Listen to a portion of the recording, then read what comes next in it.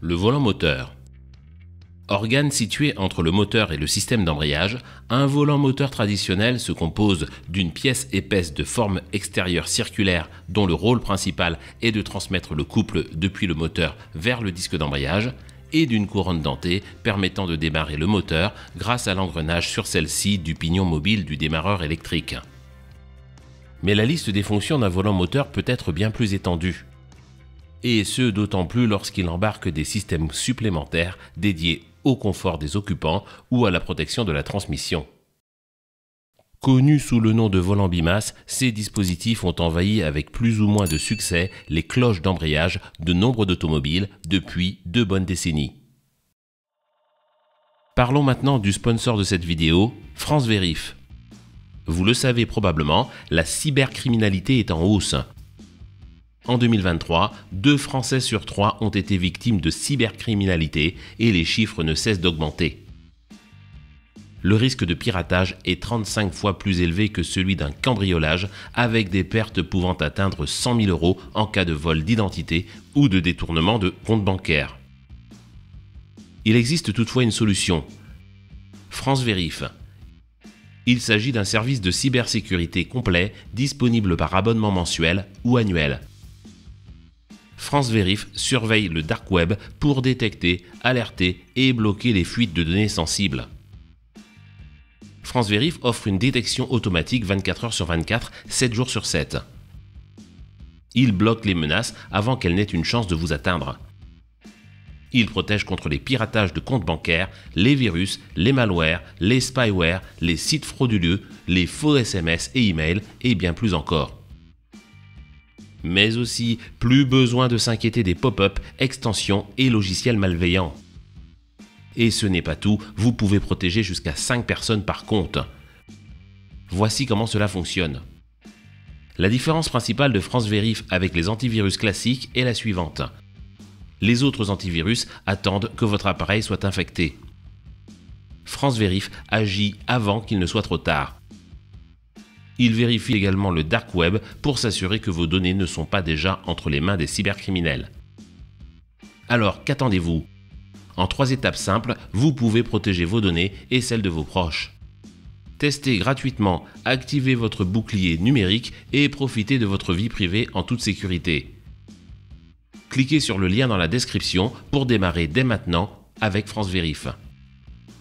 Bonne nouvelle! En utilisant le lien disponible juste en dessous dans la barre d'information, vous pouvez bénéficier d'une réduction de 60% sur votre abonnement à France Vérif.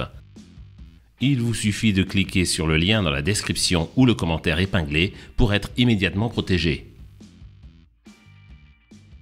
Pour comprendre à quoi sert un volant bimasse, il faut revenir sur la notion d'acyclisme. Et en préambule, se pencher sur le fonctionnement du moteur à combustion interne. Celui-ci est basé sur le cycle à 4 temps, également connu sous la dénomination du cycle de Baud-de-Rochat. Le premier temps, nommé admission, voit le mélange air-carburant être introduit dans le cylindre.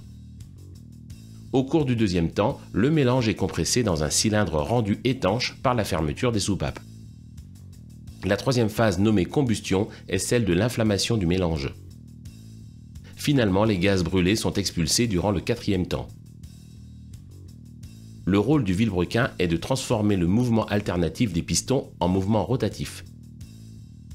Le couple transmis en sortie de vilebrequin est donc proportionnel au niveau d'énergie libéré lors des combustions successives. Comme on peut s'y attendre, la pression à l'intérieur du cylindre varie fortement durant chacune des 4 phases. En miroir, le couple ainsi que la vitesse de rotation en sortie de vilebrequin subissent donc également des variations périodiques. Ces variations de couple sont à l'origine de phénomènes vibratoires appelés acyclismes. Les conséquences néfastes de ces acyclismes sont les suivantes. Des vibrations transmises au véhicule et ressenties par les occupants. Des bruits de résonance dans l'habitacle. Des bruits émis par les pignons libres à l'intérieur des boîtes de vitesse de type mécanique. La première solution expérimentée par les ingénieurs pour lisser les acyclismes fut d'augmenter le nombre des cylindres. Deuxième parade, l'augmentation de la masse du volant moteur. Mais comme on peut s'y attendre, chacune de ces solutions atteint vite ses limites. L'augmentation du nombre de cylindres, c'est tout d'abord buter à la place disponible sous le capot d'une automobile, par définition non extensible de manière infinie. Mais aussi, le coût d'un tel choix technologique ne peut que le réserver aux véhicules de luxe. Quant à l'augmentation de la masse d'un volant moteur plein, il est aisé de comprendre qu'entraînée par le moteur, cette pièce ne peut décemment grossir indéfiniment sans que ce même moteur n'en souffre. Il a donc fallu trouver un système plus évolué. Un volant bimasse est constitué de 4 parties principales. La masse primaire fixée sur le vilebrequin, la masse secondaire connectée au couvercle d'embrayage, plusieurs ressorts incurvés, une plaque de liaison. La masse primaire possède 2 encoches sur lesquelles viennent s'appuyer les ressorts incurvés à une seule de leurs extrémités. L'autre extrémité du ressort prend appui sur l'une des excroissances de la plaque de liaison. Cette plaque est elle-même solidaire de la masse secondaire. Le vilebrequin transmet les acyclismes à la masse primaire. Ce sont les ressorts qui, en se comprimant, absorbent une partie de ces acyclismes. Ainsi, les amplitudes des vibrations en sortie de masse secondaire sont réduites d'autant. Pour améliorer encore le confort des usagers, sont apparus à la fin des années 2000 des volants bimasse incorporant des dispositifs d'amortissement complémentaires au simple ressort, les pendules centrifuges. Ces volants bimasse utilisent des masselottes pendulaires qui se déplacent de manière centrifuge en réponse aux variations de vitesse angulaire. Les pendules sont fixées de manière à pouvoir osciller librement. Lorsque le moteur tourne, les masselottes se déplacent pour compenser les vibrations torsionnelles en utilisant le principe de la force centrifuge. Cela permet une absorption plus efficace des vibrations, particulièrement à basse fréquence et dans une plage de régime moteur plus large.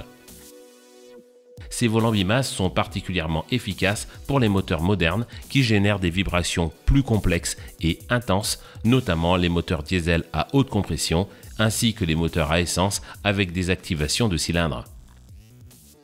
Mais toutes ces innovations, pour si performantes qu'elles soient, ont aussi leurs défauts. Les règles de la sûreté de fonctionnement sont formelles. Chaque ajout de composants à un système, hors principe de redondance, a pour effet la baisse de sa fiabilité. En cascade, la complexification induite par l'usage de multiples pièces en mouvement entraîne une augmentation de la probabilité des casses et donc, dans de nombreux cas, une réduction de la fiabilité du véhicule à moyen ou fort kilométrage. Cause racine numéro 1, une difficulté des volants bimasse à absorber les impacts. Exemple non exhaustif. La remontée de percussion en provenance des roues lors de l'impact contre un ralentisseur. Les phases de démarrage du moteur, et ce d'autant plus que celui-ci est coupleux et limité en nombre de cylindres, cas des moteurs diesel fortement suralimentés par exemple. Les manœuvres d'embrayage brutales du conducteur, en particulier dans le cas de véhicules de forte masse équipés de boîtes mécaniques. Les rétrogradages sauvages. Ou encore l'utilisation soudaine du frein moteur lors de la descente d'un col de montagne véhicule chargé.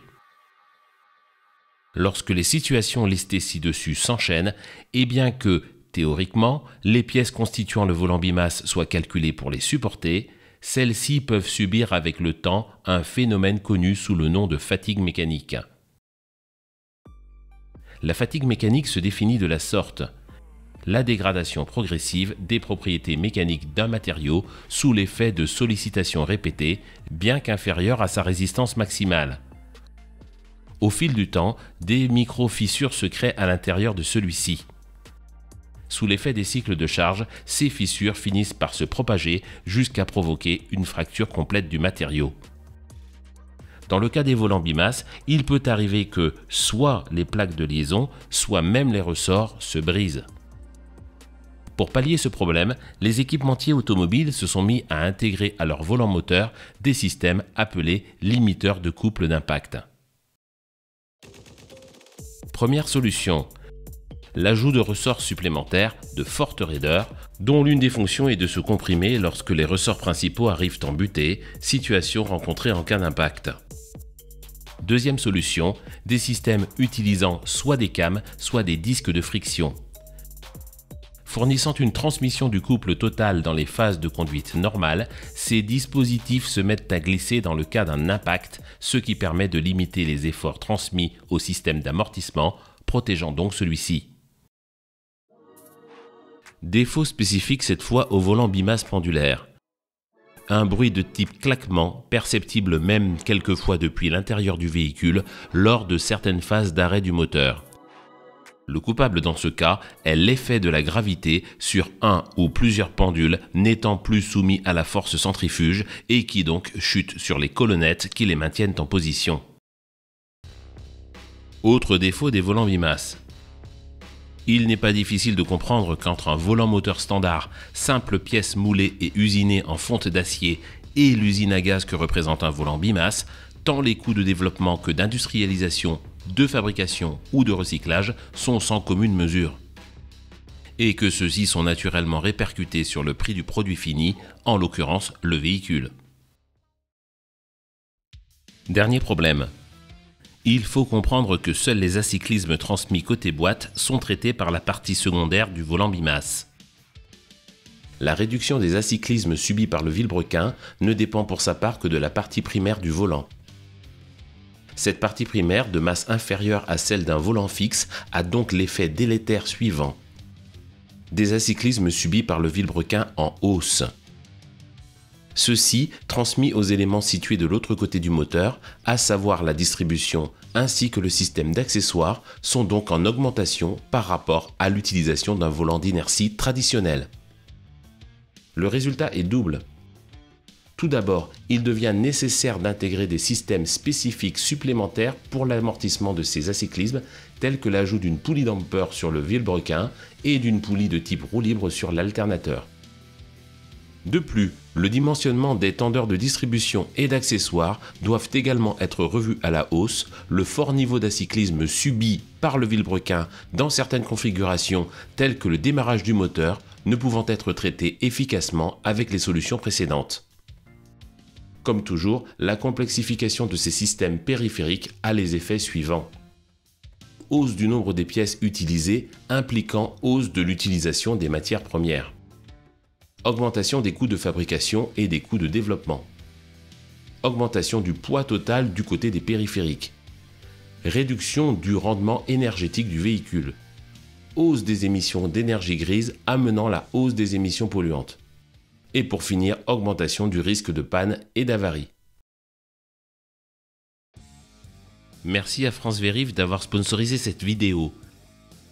Vu l'ampleur des dégâts possibles et les risques existants aujourd'hui sur Internet, il est absolument nécessaire de se protéger. Et France Vérif est la solution qu'il vous faut. Rappel, en cliquant sur le lien dans la description ou le commentaire épinglé, vous pouvez bénéficier de 60% sur votre abonnement à France Vérif.